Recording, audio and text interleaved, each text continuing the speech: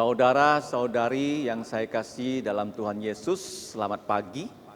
Sebelum kita memulai sekolah minggu kita, mari kita menonaktifkan ya HP kita supaya tidak mengganggu sekolah minggu kita. Sebelum kita mulai, mari kita berdoa. Bapa kami di surga, Bapa dari Tuhan kami Yesus Kristus, kami mengucap terima kasih untuk hari Minggu, hari kebangkitan Tuhan Yesus. Engkau membawa kami ke rumah-Mu untuk sekolah minggu, remaja, pemuda, dewasa, dan umum.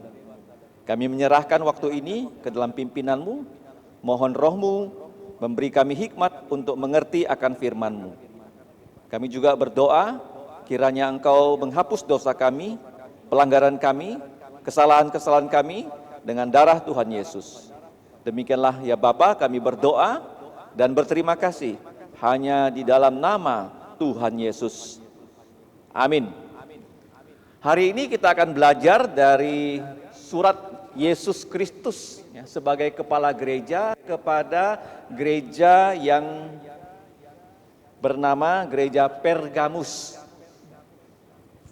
Jadi lokasi tempatnya namanya Pergamus ya, jangan lupa ya. Nah, mari kita buka Wahyu pasal 2 ayat 12 sampai 17.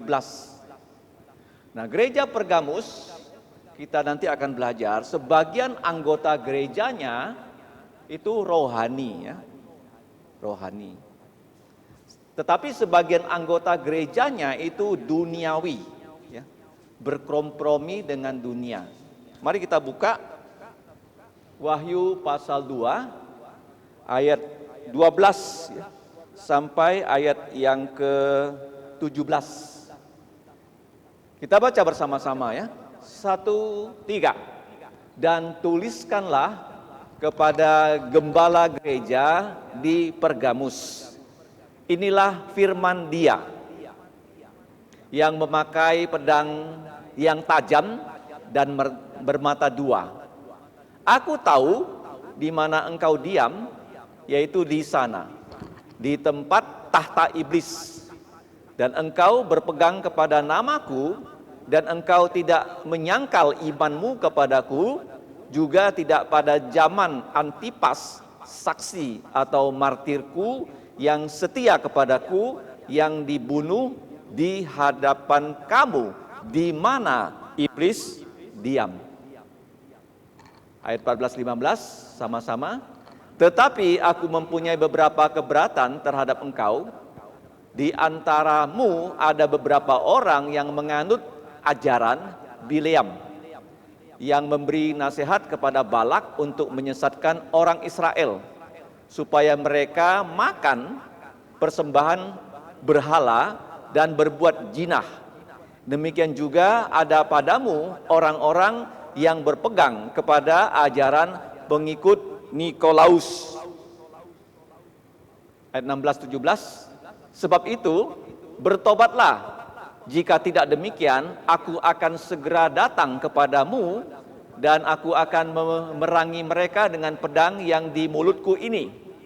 Siapa bertelinga, hendaklah ia mendengarkan apa yang dikatakan Roh kepada gereja-gereja. Barang siapa menang, kepadanya akan kuberikan dari mana yang tersembunyi, dan aku akan mengaruniakan kepadanya batu putih yang di atasnya ditulis nama baru yang tidak diketahui oleh siapapun selain oleh yang menerimanya.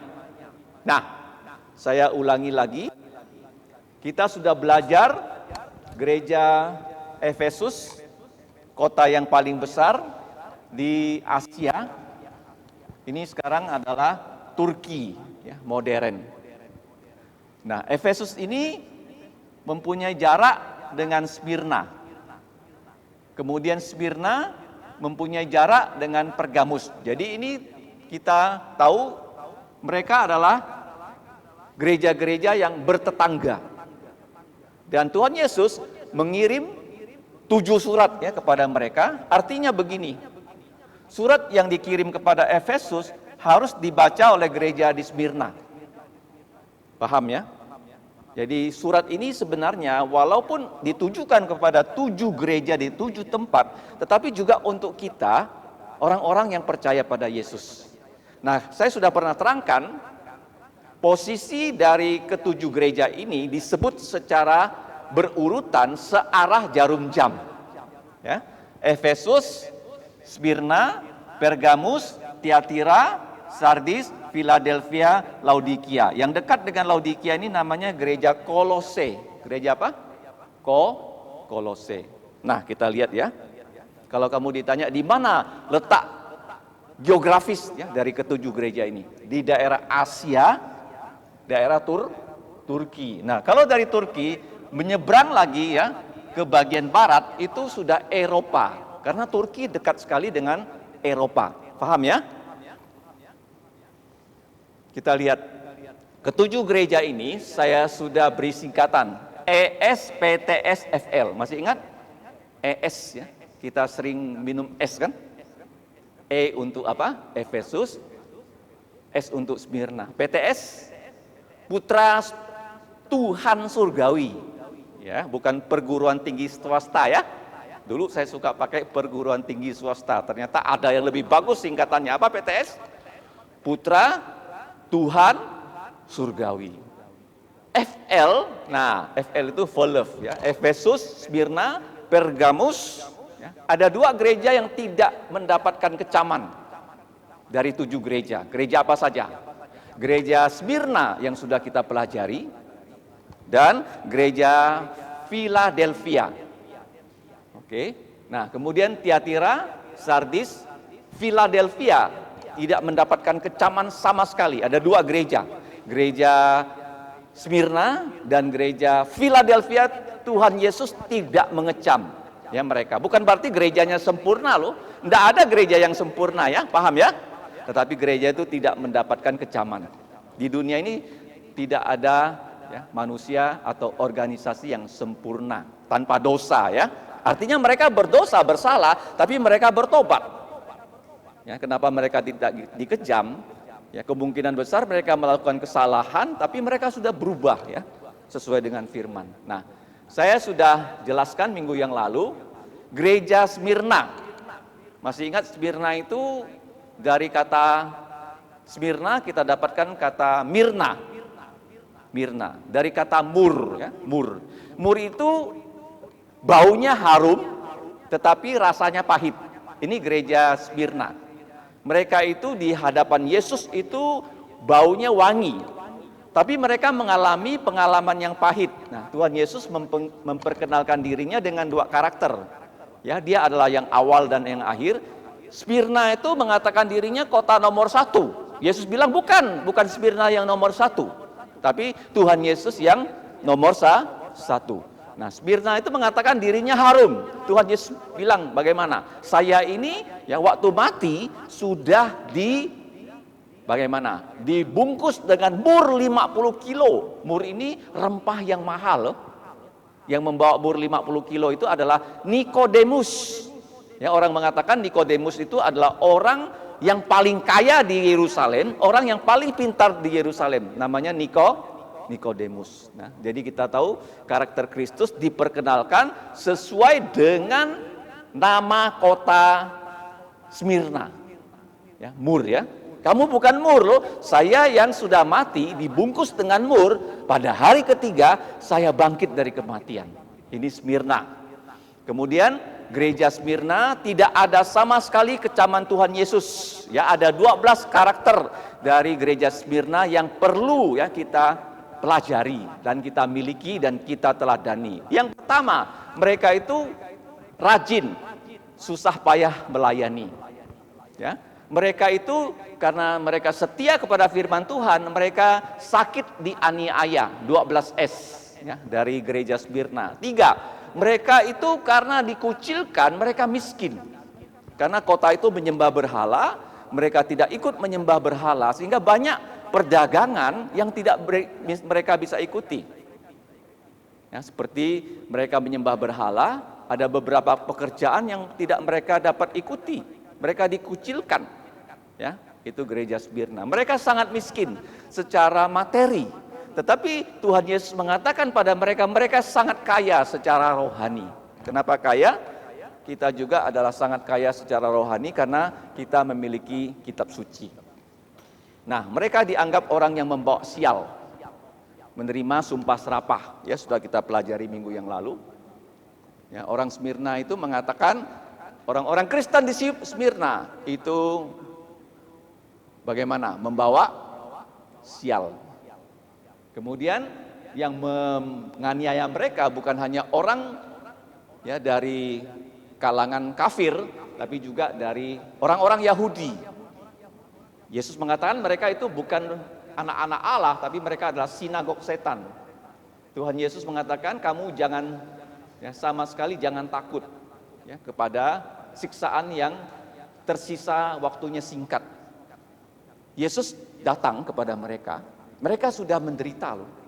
Tuhan Yesus memberikan mereka kekuatan, mereka dikatakan harus menahan ya penderitaan itu yang berlangsung untuk 10 hari. Tuhan Yesus mengatakan bagaimana menghadapi penganiayaan, setialah sampai mati. Kemudian kalau kita setia sampai mati, kita akan mendapatkan mahkota kehidupan. Ini Stefanus ya, mahkota yang tidak pernah layu. Ada 2 kata untuk mahkota ya, mahkota raja itu diadem.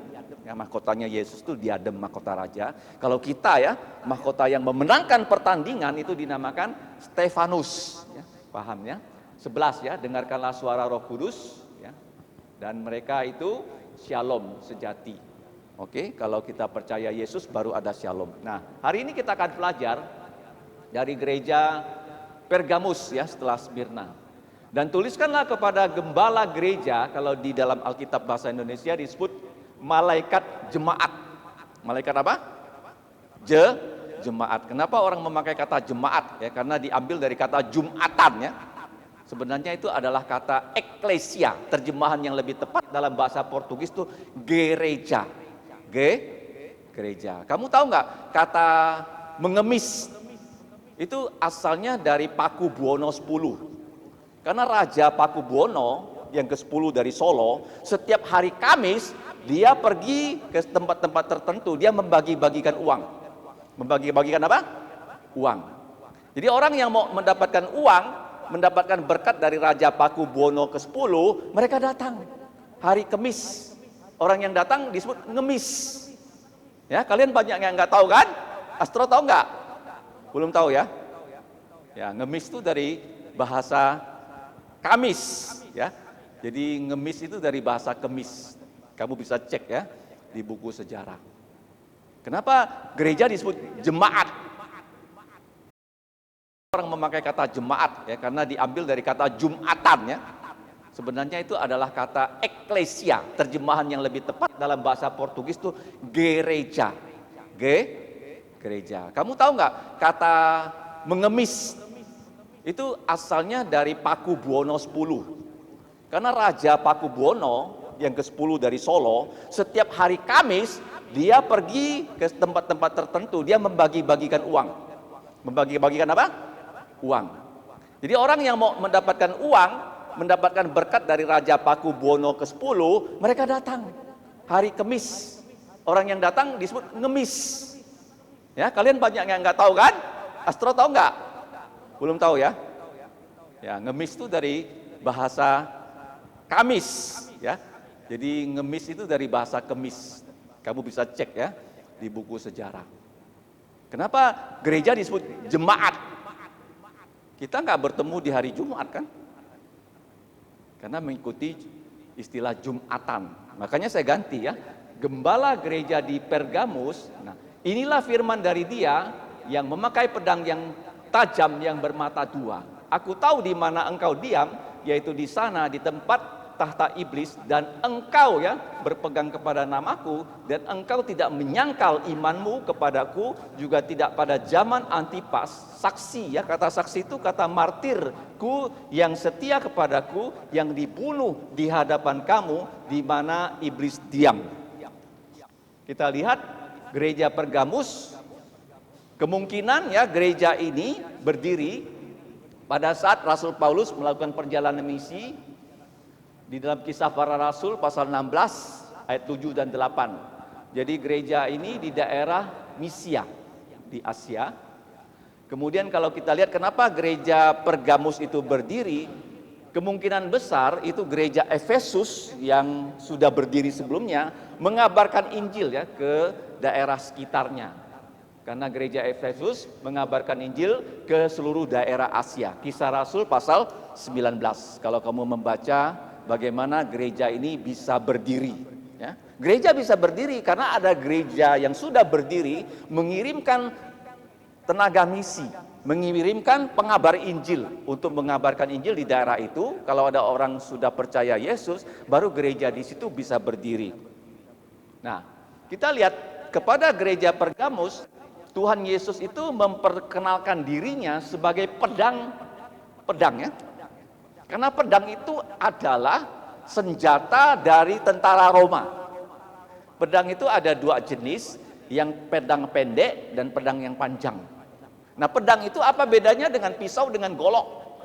Pedang itu punya dua mata, ya. Jadi dia ujungnya tajam, dia ada mata atas, mata bawah. Itu bedanya pedang dengan pisau. Kalau pisau itu atasnya tumpul, bawahnya tajam. Kenapa begitu? Firman Tuhan Yesus itu adalah firman. Firman itu pedang bermata dua. Kamu bisa baca Ibrani dalam pasal 4 ayat 12 atau Efesus 6 ayat 17.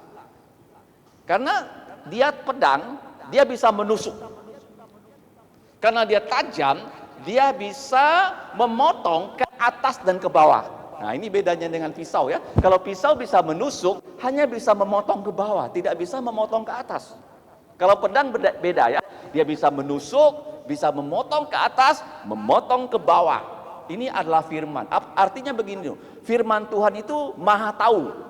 Tuhan Yesus maha tahu. Dia mengetahui kita dari luar dan dia mengetahui kita di dalam pikiran kita.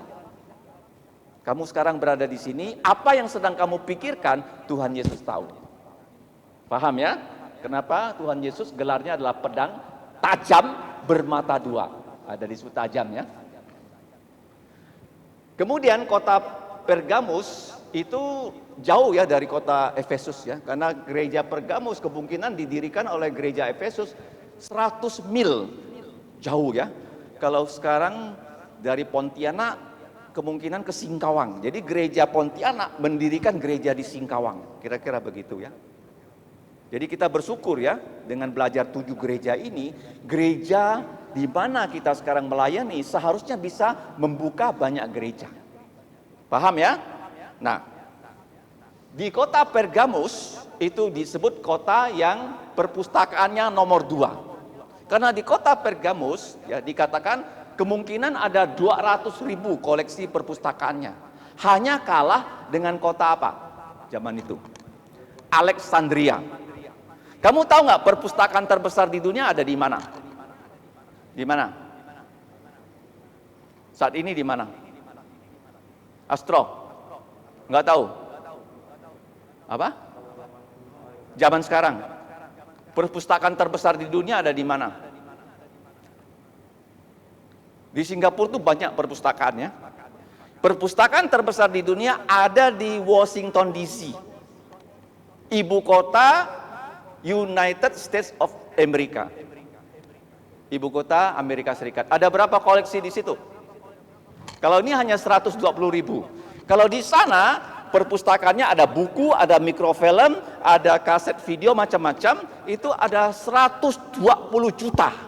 120 juta. Di perpustakaannya di Kongres Amerika, kamu tahu nggak apa yang ditulis di tengah-tengah perpustakaan itu? Mika pasal 6 ayat 8. Buka di rumah ya. Mika apa? Pasal 6 ayat 8. Perpustakaan terbesar di dunia. Di Washington DC, perpustakaan Kongres.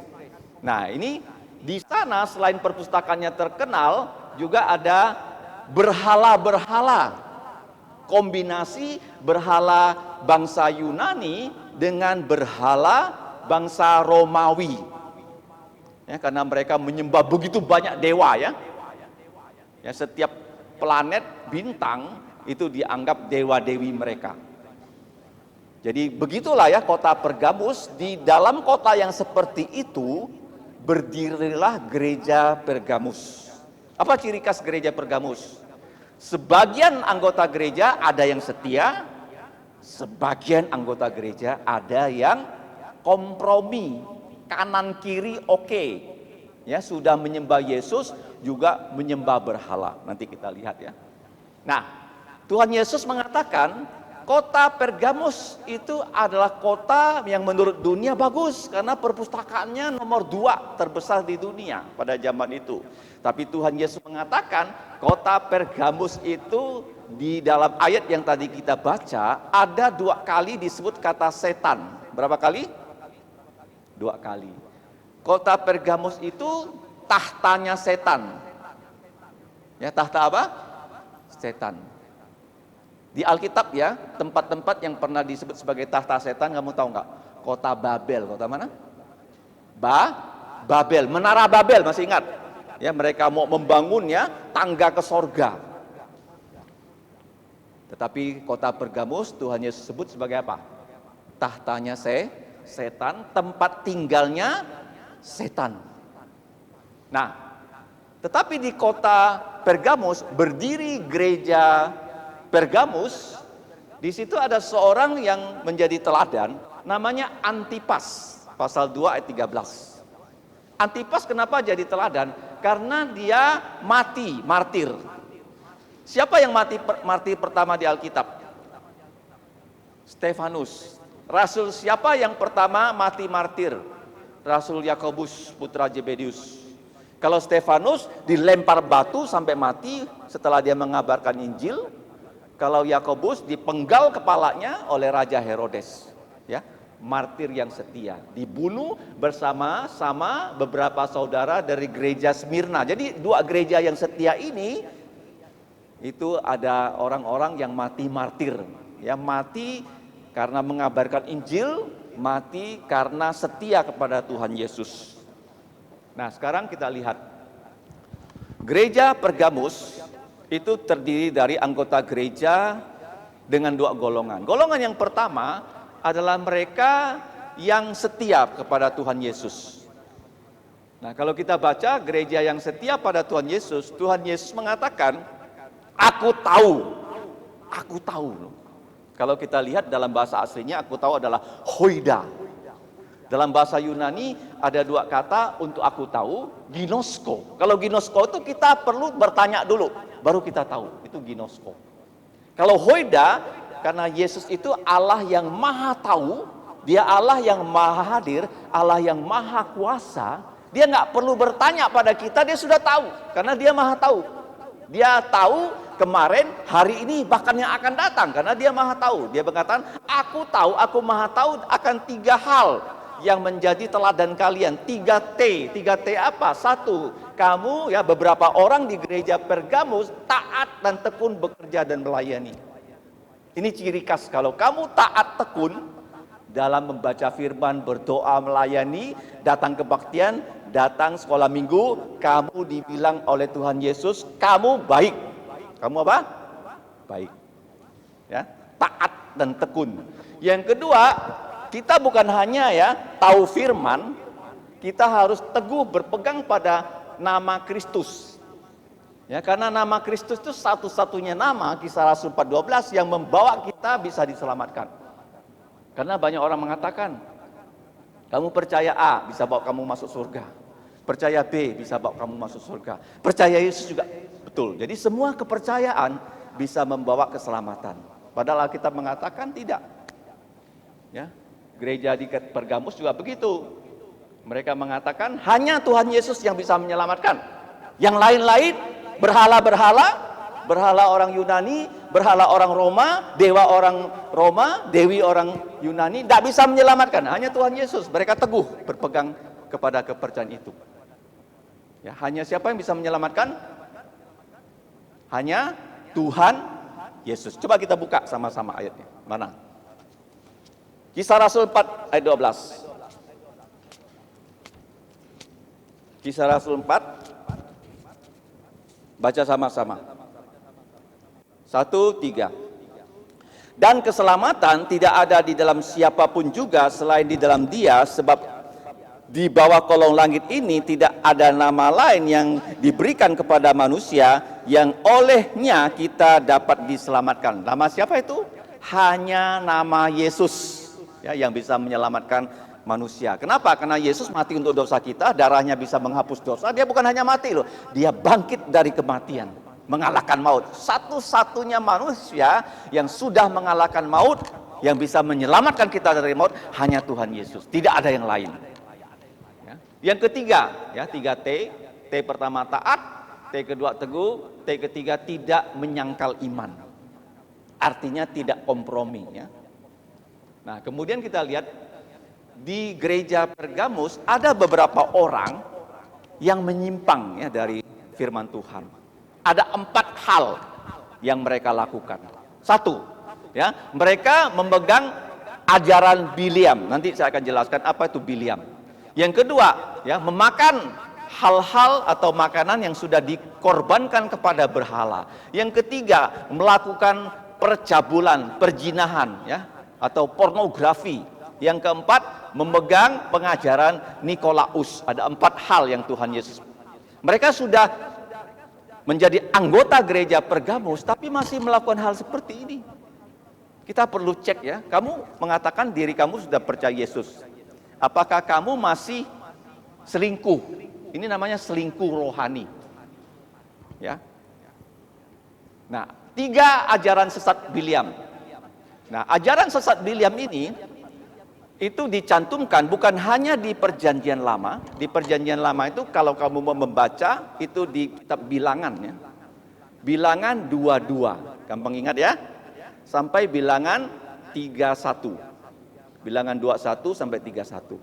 Nah, itu disinggung juga bukan hanya di kitab Wahyu, tetapi juga di kitab 2 Petrus 2 ayat 15. Jalan Biliam, dia cinta uang. Ya, cinta uang. Karena dia sudah diperintahkan Allah nggak boleh ikut Raja Balak untuk mengutuk bangsa Israel. Tapi dia tidak peduli karena Raja Balak menjanjikan kalau kamu mengutuk bangsa Israel, aku kasih kamu duit. Dia berangkat.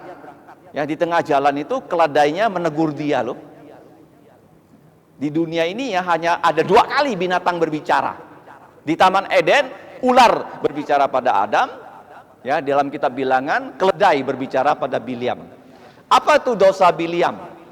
Ya, yaitu dalam Yudas pasal 11, tadi saya katakan, nama Biliam bukan hanya di Wahyu, Bilangan, 2 Petrus, dan Yudas 11, ya, ayat 11, yaitu menerima upah ketidakbenaran atas jasanya memberikan rahasia bagaimana Tuhan dapat mengutuk bangsa Israel. Tuhan itu mengatakan kalau kamu percaya Yesus, kamu tidak bisa dikutuk. Orang yang sudah percaya Yesus tidak bisa disantet. Nah, bagaimana Biliam itu, walaupun mau dikasih upah yang besar, 3 kali dia mau mengutuk bangsa Israel, 3 kali dia gagal. Bukannya mengutuk bangsa Israel, malah dari mulut dari nabi palsu ini keluar kata-kata berkat. Nah, bagaimana caranya supaya bangsa Israel itu mengalami kejatuhan? Biliam mengatakan pada Balak, kamu kirim wanita-wanita cantik ke tengah-tengah bangsa Israel. Wanita-wanita cantik ini nanti akan mengajak pria-pria Israel menyembah berhala dan berzina. Ketika pria Israel terjerat wanita cantik yang dikirimnya oleh Raja Balak, maka Tuhan memurkai bangsa Israel. Itu Biliam. 3 kali mengutuk gak bisa keluar kata berkat, tapi dia punya rencana jahat, ya, yang diterapkan oleh Raja Balak, dan rencana itu berhasil.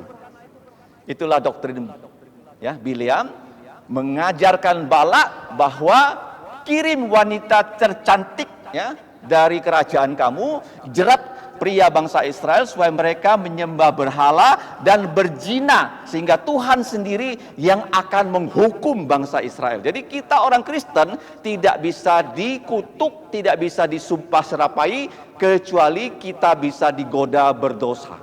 Kalau kamu digoda oleh dosa, kamu jatuh dalam dosa, Tuhan akan menghukum kamu. Ya. Selanjutnya, kepada mereka yang sudah jatuh dalam dosa, Yesus memberikan teguran ayat 16. Masing-masing kalian harus bertobat. Masing-masing loh. Dia tunjuk satu persatu loh. Jadi kita masing-masing harus periksa diri supaya kita bertobat. Paham ya? Tuhan Yesus tidak bilang, kamu semua bertobat. Enggak loh. Kamu. Satu persatu ditunjuk. Harus bertobat. Ya. Kalau tidak bertobat, aku akan datang segera. Taksi, kata bahasa Yunaninya. Segera, aku akan datang. Ya, seperti sekarang ini kan. Yaitu Gojek kan. Kita pesan langsung datang. Ya. Segera datang. Kalau aku datang, kamu akan kuhakimi dan kuhukum. Karena nggak mau bertobat. Jadi Tuhan Yesus selalu memberikan kita kesempatan. Nah, ancaman dari Yesus sebagai kepala gereja, karena dia ini adalah kepala gereja. Semua gereja itu kepalanya Tuhan Yesus. Dia melihat kita bagaimana, dia mengatakan ya dengan penuh kasih. Kalau dia menegur kita, dia mau kita bertobat loh. Dia tidak langsung kamu bersalah, langsung kamu dihakimi, dihukum, enggak. Kamu kalau bersalah diberi kesempatan bertobat. Yang enggak langsung ya orang yang bersalah berdosa langsung dihakimi, dihukum, lempar neraka, enggak loh. Jadi kalau kamu sekarang ada dosa apa saja, Tuhan ingin kita bertobat. Ya. Aku datang segera, kalau kamu tidak mau bertobat, aku akan berperang dengan kamu. Kata berperang di sini adalah bahasa aslinya polemik, dengan pedang yang keluar dari mulutku, firman. Tuhan Yesus kalau berperang dia nggak perlu pakai bom, tidak perlu pakai basoka, tidak perlu pakai senjata atom. Dia hanya dengan firman. Dengan apa?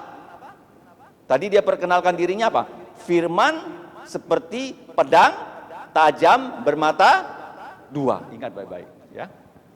Kemudian ini nasihat kepada gereja di Pergamus ya. Ada 5 nasihat. Kepada semua gereja nasihatnya sama. Dengarkanlah apa yang dikatakan Roh. Kalau kamu sudah percaya Yesus, tiap hari harus baca firman. Kamu punya 2 telinga. Telinga ini untuk mendengarkan ya, firman Tuhan. Dan kamu menjalankan firman Tuhan, itu namanya taat. Apa artinya taat? Orang tua kamu bilang A, kamu lakukan A. Kan taat kan? Kalau sekarang taat Tuhan apa? Kamu mendengarkan firman Tuhan dan melakukan firman Tuhan. Namanya taat. Ya, jadi dengarkanlah suara Roh, itu sama nasihatnya kepada semua gereja. Barang siapa menang juga sama kepada 7 gereja. Jadi kalau kamu mau menang, bahasa kerennya sekarang tuh Niko. Ada produk namanya Nike. Niko, aku menang. Apa Niko? Aku. Kenapa kamu menang? Karena kamu ikut perintah Yesus. Ya, kalau kita ikut perintah Yesus pasti kita menang loh. Nah, kepada gereja Pergamus yang menang, ada 3 janji. Diberikan mana. Mana artinya itu adalah makanan orang yang masuk surga, punya hidup kekal. Ya. Yang kedua diberi batu putih. Kenapa batu putih? Zaman dulu di pengadilan, kalau hakim, dia akan punya 2 batu. Ya, batu putih dan batu hitam. Batu apa? Putih dan hitam. Kalau dia berikan kamu batu hitam kepada terdakwa, artinya terdakwa itu bersalah. Kalau dia berikan batu putih, artinya terdakwa itu tidak bersalah. Bagaimana kita bisa tidak bersalah di hadapan pengadilan Allah? Darah Yesus. Kamu sudah percaya Yesus? Kalau tidak percaya Yesus, batu hitam. Kamu mau terima batu hitam atau batu putih? Batu apa? Meliani. Mau batu hitam atau batu putih? Angel, batu hitam atau batu putih? Atian, batu hitam atau batu putih? Batu apa? Putih. Jangan terima batu hitam. Kalau terima batu hitam di pengadilan zaman itu masuk neraka. Bagaimana caranya menerima batu putih? Harus percaya Tuhan Yesus. Ingat ya. Nah, di batu putih juga ada ditulis nama baru. Jadi zaman dulu juga orang yang bertanding dalam kejuaraan olahraga selain diberi mahkota juga diberi batu putih. Ya, zaman dulu belum ada kertas, di batu putih itu ditulis nama ya, orang itu juara apa dia. Seperti sekarang piagam penghargaan. Paham ya?